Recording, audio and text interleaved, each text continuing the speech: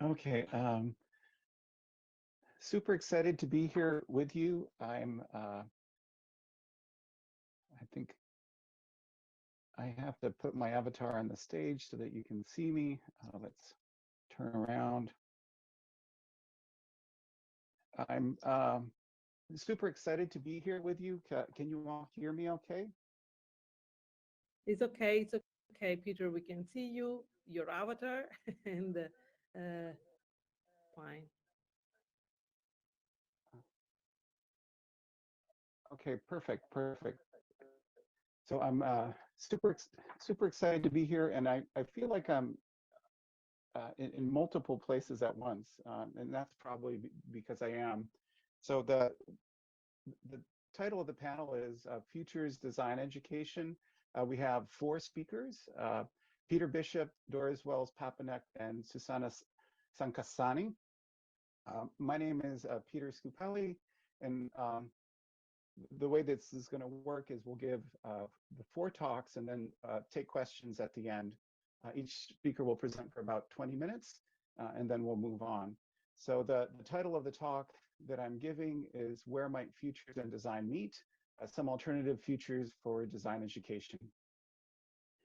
So where might futures and design meet? And we'll have a look at some alternative futures. I think the first step is just to motivate the work. The world's rapidly changing. We live in turbulent times. Things are volatile, uncertain, complex, and ambiguous. There's new problems, but also new opportunities. And I think we need to, and I say this as a designer, we need to learn new ways of being in the world. The problem of climate change sort of shows us what the trajectory that we're on. If we don't change, and if we do change, what we can do to sort of save life on Earth, if you will. We live in the Anthropocene era. Design plays a major role. We can see the impact of design everywhere around us.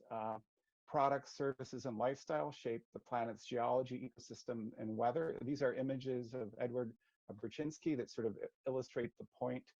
The shift that we need to make, I think, in the words and in the work of Tony Fry, is from a defuturing, which means doing things today that take away our collective tomorrow, to futuring, or design futuring, which means doing things today that give us collective futures. So how do we do that? In this talk, I'll sort of address four topics. The first is the design territory that we're looking at. And so the question is, what is the design territory that we need to explore to have that shift from defuturing to design futuring? And in the we, I think we're implicating design. We're talking about organizations that create artifacts and services that go out into the world that support our lifestyles. But most importantly, we're talking about time and a temporal dimension. And I think these three areas come together to support strategy. But this is a very narrow we. If we were to look at it just like this, there's really, these things are situated in communities, they're situated in nations, they're situated in the planet and in the biosphere. So we need to take a much broader view to address some of the challenges and opportunities that we have. So one way to start to think about the temporal dimension, design, strategy, and organization is to start to map what are the different connections that we might see between this. This is a representation of a tetrahedron. It's a method that my colleague Jonathan Chapman often uses with his PhD students to sort of understand topics. So I'll walk you through some of this. So if you start to look at design, strategy, and organization, you start to have things maybe like the more traditional strategic design or organizational strategy to support design. As you start to add a temporal dimension, and I think temporal should be unpacked as forecasting, foresight, futures, and anticipation. There are different nuances to the temporal dimension. But if you're looking at the temporal dimension, organizations and design, perhaps we're looking at organizational foresight, and I think this is an area where our next speaker, Peter Bishop, and his colleague, Andy Hines from the University of Houston, can have had a lot to say, along with other futurists. I think the third area is if we start to look at the combinations in the back, we could look at time, strategy, and organization. And I believe this area explores strategy for organizations as it unfolds in temporal dimensions. This is where one might find strategic foresight for organizations or temporal strategies for organizations. I imagine that futurists and management leadership are engaged in these areas or have been. The last area is, and this is the one that I want to focus the conversation on today, is when you start to look at design, the temporal dimension, and strategy. And so here you might have things like strategic design futures or futures for design strategy and so forth. Now, it's not so simple as to just map like what one might think the relationship between design futures and strategies are. I think we should look at how other people in the literature or in the discourse have looked at these relationships. And so this is an image created by Elliot Montgomery, and he was trying to explore the role of speculative design. Elliot places art on one extreme of unconstrained strategy and strategy on the other end as constrained, and you start to see where design fiction, critical design, design thinking, speculative design, and futures relate to each other on this dimension. Now, others have started to ask the question of how does critical design or design fiction and so forth relate to sustainability? And in the work of Corinna Angelieu, she took Elliot's map and added a 2x2 matrix based on two dimensions. So on the horizontal axis, we have incremental versus transformative attitude to change. And on the vertical axis, she provides normative attitude to strong sustainability versus non-normative attitude towards strong sustainability. And so in Corinna's mapping then of where these different kinds of design fiction, speculative design, science fiction, and so forth map, we start to see a different image starts to occur, and we start to see how, once you start to consider the values that futures are being used for with regards to sustainability, a completely different image emerges. Now, I'd like to propose a third way of looking at, say, for example, critical design and design methods. And this is shown in the work of Elizabeth Sanders from The Ohio State University. So in 2006, Liz Sanders created this very famous image trying to explain how research and design approaches map to each other. And so she had on the x-axis the expert mindset, on the left, and on the right the participatory mindset, and then on the vertical axis design-led and research-led. And so this mapping sort of shows us that from her perspective, critical design and cultural probes are design-led with an expert mindset. In some more recent work by Liz in 2014, she sort of expanded her understanding of the original map that she made to include design fiction and design provocations. So her understanding is that these kinds of design are provoking us to think of what's possible and so forth. But I think there's many more types of design that provoke us into reflection and thinking and discussion. And so what are the roles of these different kinds of design is a question that Bruce and Stephanie Tharp in their book Discursive Design have explored. And here you start to see a whole series of types of designs, which include critical design, design fiction, guerrilla futures, radical design, reflective design, speculative design, and so forth. And the claim is that these types of design are having us have the conversation about what roles different futures might have, and so forth. But so it's a very nuanced conversation. But I'd like to add, what are the gaps between design and futures? And I think I'll go back to Liz Saunders' work again. And in 2014, Liz had a paper on design wisdom as something that could sort of explore the gap between the past and the future, sort of a new space for designers. I think this is not a new space for futurists, but sort of this gap between the world as it is today and the world as it might be in the future. And Liz's concern was, what are the design methods that are needed to confidently explore that space between where we are now and where the future might be. So having given you a bit of a lay of the land of some of the people that have thought about the relationship between design and futures and different kinds of design futures, I'd like to shift to starting to talk a little bit about alternative scenarios for futures design education. So the question is, how might futures fit into design education? This is something that I've observed in my own institution at Carnegie Mellon in the School of Design. And so I'll share with you a 2x2 matrix that sort of explains what I've noticed and what might be in the future. So on the first axis, we have either required course or elective course. And on the vertical axis, is this a tactical implementation of the course, or is it more of a strategic implementation? And so on the bottom right quadrant, this is where I noticed that in my design school, and it was through isolated elective courses. And so it might be someone on faculty was teaching a speculative design class, or a critical design class, or a design fiction design class, or experiential futures. And these were very rich learning experiences for the students, because they were learning about a completely new way to think in the temporal dimension.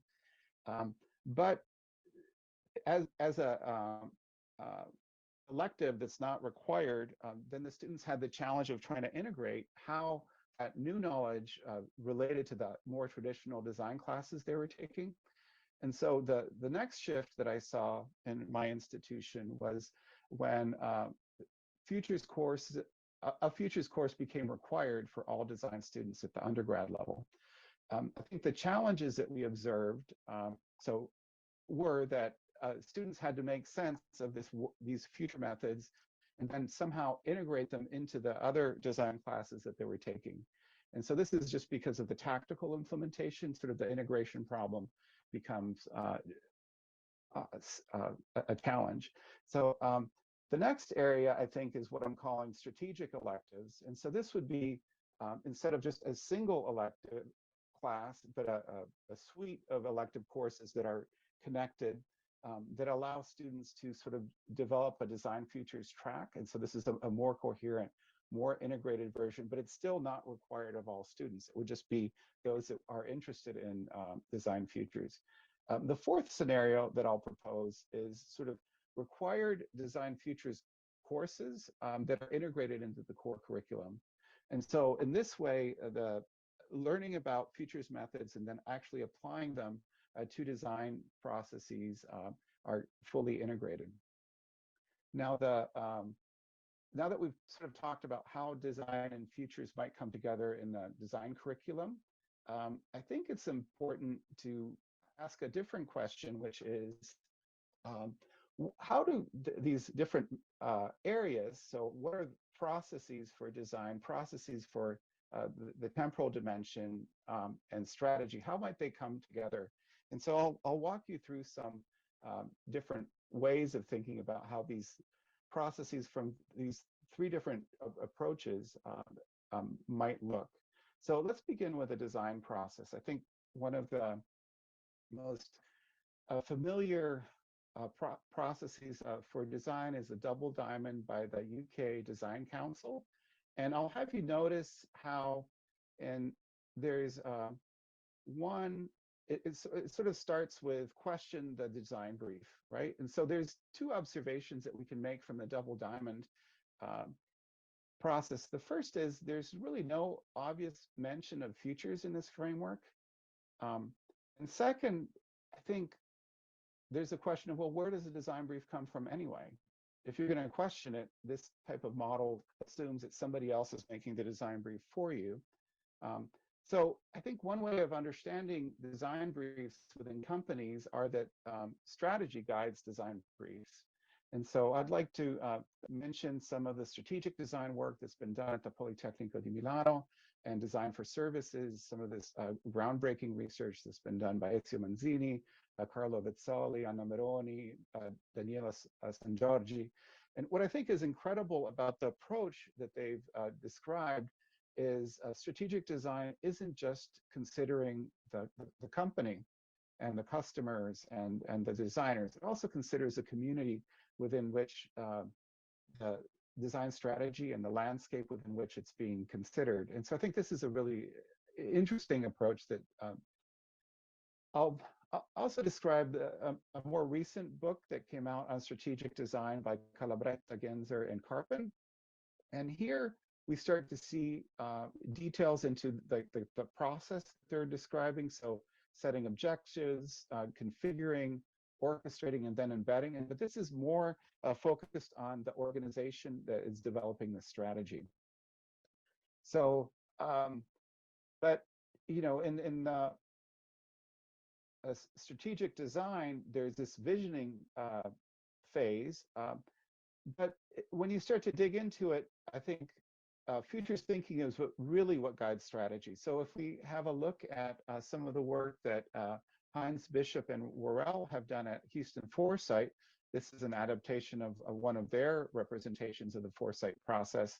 We start to see how a foresight process looks at the past, explores the current state, scans trends and issues, understands the drivers of change, proposes preferred and alternative futures, and then is able to create an understanding for an integrated strategic approach.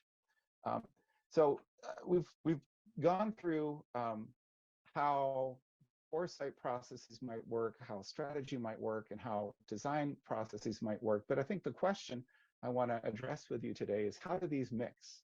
Because that's what I'm interested in. And I'll propose three ways in which these mix. The first is we could consider just linear integration. So you have the foresight process, then that informs the strategic design, which then informs the service and artifact design processes. This linear model might look something like that. Another way is we could consider how design renders scenarios. So, for example, organizations such as ARUP develop scenarios for the year 2050. There's these 4 different scenarios that describe how the world might be if planetary health improves or if it gets worse, if societal conditions improve or get worse. We have these 4 scenarios. And the role for the designer is somehow to make these scenarios experienceable. So one way that designers might do it is creating images of the future so that people can sort of see what that future might look like. There's, of course, text descriptions. Another way of rendering a scenario from the future might be to create artifacts from the future, so that people can then touch and experience what those futures might be like through the artifacts. So this is a design fiction, critical design, or speculative design approach. Designers make artifacts from the futures to inform and provoke the public discourse. These are some examples of futures from 2038 that my students made. A third kind of way of rendering scenarios from the future is experiential futures. So this was work done with Stuart Candy. And so the example is there's a scenario about the future of education. And here students are exploring the MatchMe future in year 2030. MatchMe is an AI-based employment matching, and there's a revised design curriculum in 2030. And so we can experience this through an event. And so there's an event in which you can step into the future, there's artifacts from the future, and there's also an experience from the future. This is a way to be immersed in the future for 15 minutes, and then after that, we can have a conversation about what that future felt like, how desirable, and so forth it was. So here's, again, an image of employers in year 2038. So the third way that I'd like to suggest is short-circuiting. And so the point renderings of the future and linear models are one way of thinking about how futures design and strategy might mix. With a short-circuiting, I'm referring to the work of Arnold Wasserman. And this is work that we did together in teaching a design futures class, was taking design thinking and combining it with futures thinking and coming out with this thing called design with an X futures. And this is a new kind of toolkit. So I'll just very briefly walk you through what short-circuiting might look like. I'm at time, so I'll have to go very fast. And so there's different parts to the design futures course where they learn methods. It's taught with a flipped classroom pedagogy. So there's online stuff, and then in class we do active stuff, and then there's a reflective practice that happens through writing and discussion. This is what the interactive homework looks like before they come to class. Then in class we apply the futures methods in small groups. There's 5 learning objectives, and most recently Adam Court and I have been teaching this class. We focused on 19 futures methods that are taught to our students, and we sort of show them the futures methods. We teach them those and talk about applications for design. So this is some futures methods, and I'll just show you how the short-circuiting might look like. So steep forces might help to question the design brief and so forth. So we do a case study on Masdar City and other sustainable cities around the world, and we start to use steep forces to sort of question the design brief. And students come up with ideas of based on their understanding of the steep forces. They come up with solutions, and then we use Jamé Kesha's critiques of futures to sort of critique the images of the futures that our students and the products that they're proposing, and so then they redesign. And so I'm showing you how we're using futures methods to sort of shift the way students design and so forth. So just very quickly, I ran through the design territory of how futures design and strategy might look. The combinations, we mapped the relationships historically. We talked about some alternative scenarios, and I very quickly showed you a design futures case study.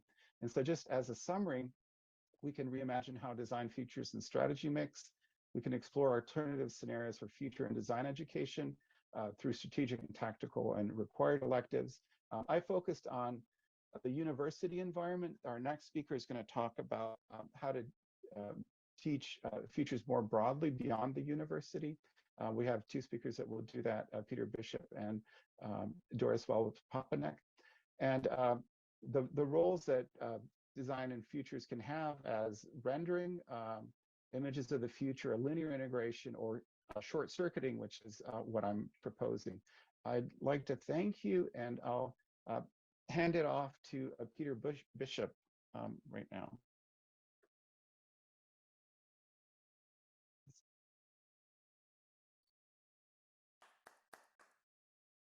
Okay, Peter.